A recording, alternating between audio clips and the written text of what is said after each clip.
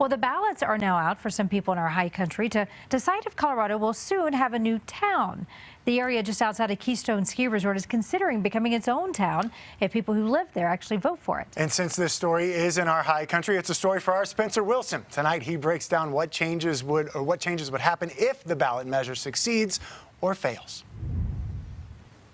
The question is now left to the voters. Do people near Keystone actually try to become their own incorporated town and put their priorities first, or do they continue to rely on Summit County to help get all their problems fixed? Problems like trail maintenance and traffic management. Highway 6 runs through town, but on weekends in the winter, ski traffic can lock the area solid for hours. Neighbors have asked for help from the county, and they get it, sometimes.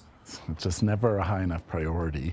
Either they don't have the money or they don't have the time and resources to focus on it. Now the Keystone Incorporation Committee wants their own say and are looking to do it without raising property taxes. The estimated $4.5 million would come from sales tax, mostly.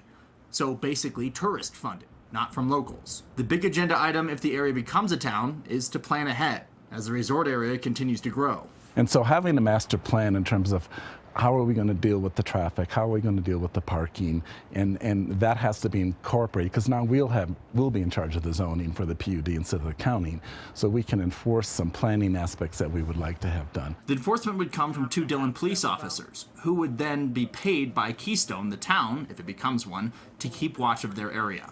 This is still up to the voters, but if you have questions, we keep saying, go to the website, go to the website. Everything you want to know is on the website.